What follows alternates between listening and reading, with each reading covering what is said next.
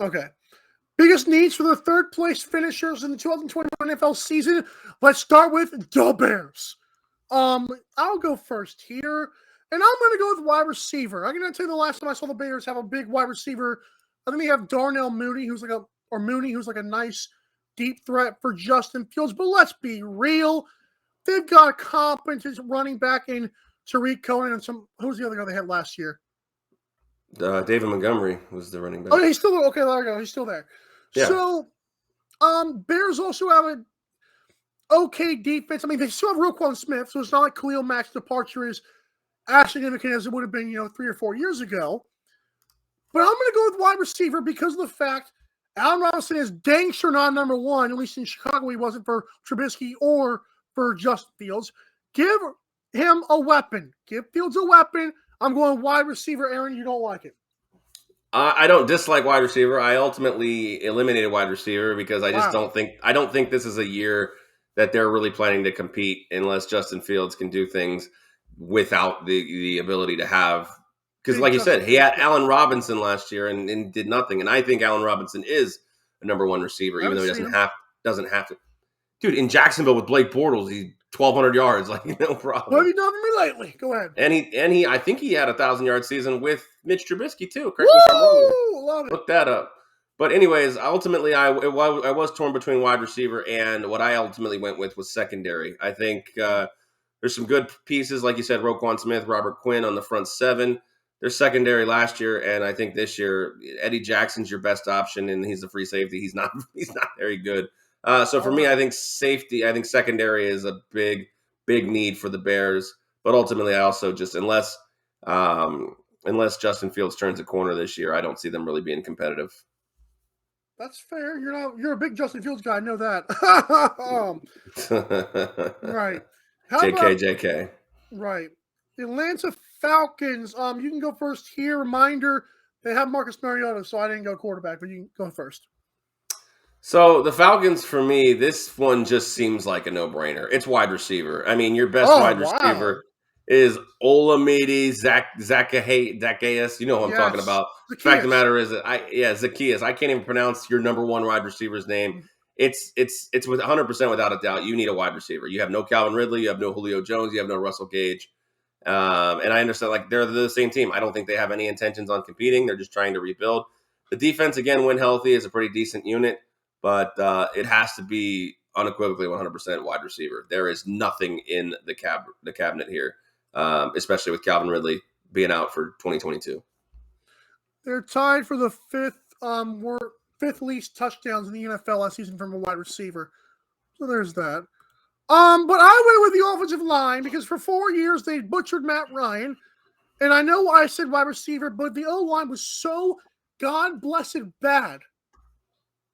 Like I said, I won't either wide receiver or offensive line, but I'm telling you what, that old line pissed me off watching it here. I'm forced to watch Falcons games, and I'm okay with Zacchaeus right now if we can get ourselves somebody to protect Mariota. But for Mariota's sake, let's give him a wide receiver. That helps too. You're a Falcons fan now? What's going on? I live in Georgia. I'm force-fed the Falcons. They're actually my second favorite team. I love watching them. Matt Ryan really helped buy me into, but I'm forced to watch him. Of course, I'm going to have to root for him. All right, fair enough. Offensive line is like Swiss cheese, though. 49ers. Speaking of Swiss cheese, injuries. I'm kidding. I'll go first here. I'm going to go offensive line. Now I know what you're saying. What about the secondary? Well, the secondary is really bad, too. But last time I checked, they shut down the Packers in Green Bay in the snow. And Devontae Adams, they couldn't get him.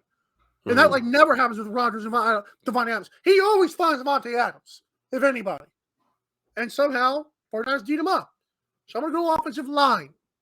For a run-heavy team, for a team that's got to protect Trey Lance, although he's a mobile quarterback, give me an offensive lineman. Yeah, I looked at this team, and if you really look at it, if you're saying the biggest needs and you're trying to get in the minds of these these front office guys, initially you would think, okay, they need a quarterback. If you don't trust Trey Lance, you still got Jimmy Garoppolo. Some people don't like Jimmy Garoppolo. Then you got to have a quarterback you have faith in. I don't see that either. I think Jimmy Garoppolo is going to be the starter next year. So I'm going offensive line as well. I think that this is the spot where you need depth. I mean, Trent Williams, obviously, and Mike McGlinchey are very good bookend tackles. But everything interior, just beefing up the offensive line, adding depth, to me is the biggest need because, the running backs, when they were healthy, whoever was back there, seemed to prosper. And I know you have Elijah Mitchell, you got Trey Sermon, and you have I think Jeff Wilson was there. No more Mostert. I think, yeah, it just seemed like it was like Denver back in the 90s and early 2000s. As long as that offensive line was good, didn't matter who you put back there. So I think adding and beefing up and building that offensive line, not that they're bad, but let's make them better. By the way, middle of the pack yards per carry for the 49ers. I looked this up just now. Via NFL.com team stats. Mm-hmm. A few teams had more yards per carry than the Falcons did. Than the 49ers did. Even though they had 22 rushing touchdowns, try the Lions, the Jets, the Jaguars, who refused to use some of their guys, and the Seahawks, who was their running back last year? And that was based on what, yards per carry? Yes. So they scored touchdowns because obviously they ran a lot, but they're middle of the pack when it comes to running. So you're right. That's all. That's what they did a lot, though, is really run the football. The fact that happened, though, you're middle of the pack and all you do is run the football? With Kyle Shanahan? I feel like that offensive line is unless you start, yeah, absolutely. But unless you're breaking off big runs every time, you're going to have an interesting average per carry. So why don't you tell us what the Commanders need? By the way, before you do, hashtag take command. It's a pretty cool hashtag if that's going to be the thing. I saw it this morning. I think hashtag football team forever. Hashtag Redskins. How about that? Hashtags foreskins. No, just kidding. Anyways, so for me, this one seemed like a no-brainer. I understand the defense had some inefficiencies and struggled a little bit last year as compared to 2 years ago. But for me, it's tight end.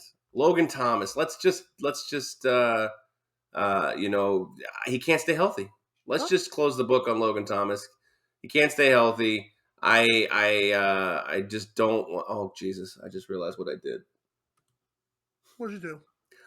I had Jordan Reed on the brain and not Logan Thomas. Lordy. But let's add another tight end. Give Carson Wentz another. That's to me their biggest need. Actually, now I have to change this. To me, their biggest need is in the secondary. Two good cornerbacks, but to their safeties. I had Jordan Reed on the brain thinking about Logan Thomas. Actually, Logan Thomas is a pretty good tight end. But if you want to add another weapon for this for Carson Wentz with Gibson, McKissick, Terry McLaurin, Curtis Samuel, and Logan Thomas, I don't think I would have a problem with that either. I'll go with linebacker. I looked at their depth chart, and I'll get it again. I feel like I like their wide receivers. Obviously, they have Terry McLaurin. He's the elephant in the room. I feel like their defensive line, I can dig. Chase Young, obviously, he's going to be coming off an injury, but we'll take him. So I went with the linebacker. I feel like they, shore up the defense enough. Here are the linebackers. Here they are. John Bostic, yeah, he's good. But then you have guys like David Mayo, Cole Holcomb, Jamin Davis. Yeah, I'll go with the linebacker, Bob. I'm with you on the defense as well. I can dig it. Yeah, okay. Let's go to AFC North. I'll start off with the Browns, and I'll go wide receiver. Yeah, you got Amari Cooper. That's wonderful. But who else? Donovan Peoples-Jones. Let me tell you. Deshaun, people are saying offensive line for the Browns, and I guess I get it. But I feel like Deshaun Watson's a little bit more mobile than Baker was. I feel like Watson can help because we saw him with bad offensive line with the Houston Texans, and still thrived. So I'm going to go with, because they already have Nick Chubb and Kareem Hunt who can make up for offensive line deficiencies as well, I'm going to go with the wide receiver group for the Browns. Give me a number 2 or a guy who could become a number 1 as Amari Cooper does decline. Yeah, I mean, that's a fair assessment. I didn't go wide receiver, but they were in the consideration for biggest need. So obviously you understand that they are a position of need. Ultimately, I went with linebacker here. You need some guys to be able to play alongside Jeremiah Owusu. And to me, just what they have right now just doesn't get it done. You could also argue interior defensive line.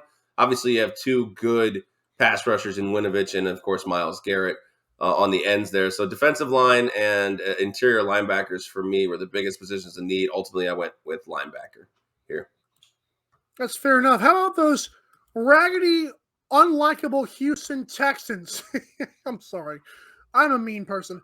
So why don't you go first with the Houston Texans in this spot, post Deshaun Watson, and as we get into the Davis Mills era?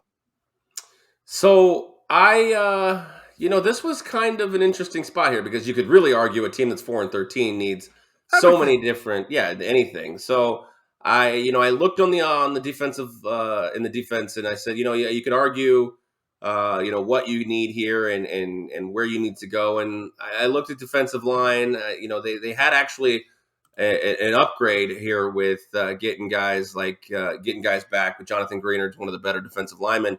Christian Kirksey's a really good linebacker, the defensive secondary. So ultimately, it was between defensive secondary and what I ultimately went with was running back.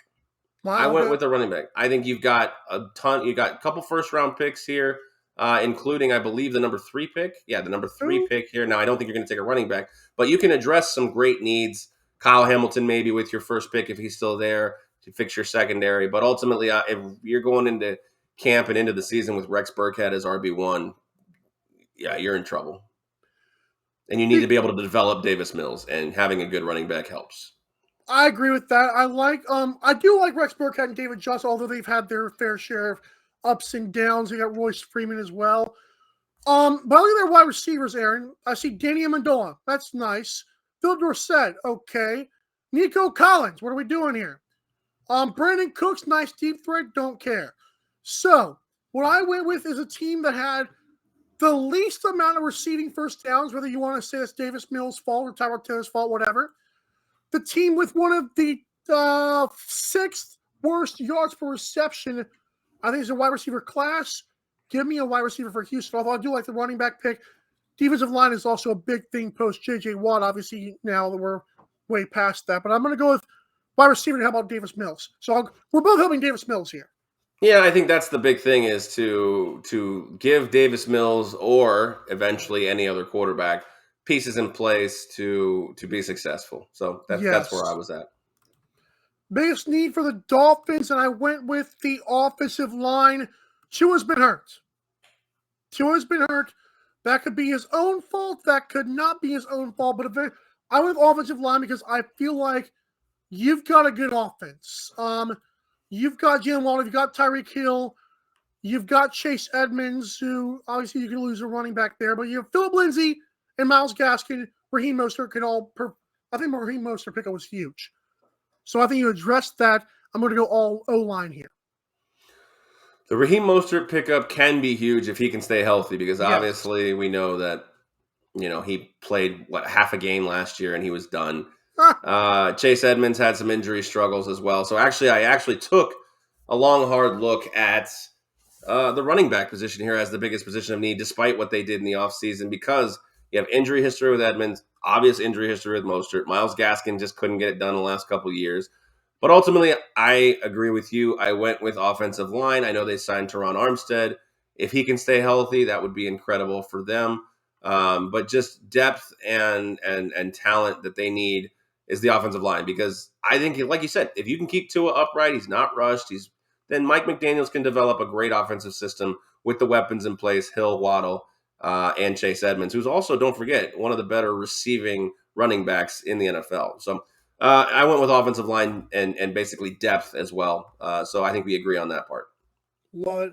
Final team, the Chargers, and just like the Ravens were on Friday's show, how about the Chargers being possibly the best team here on this list?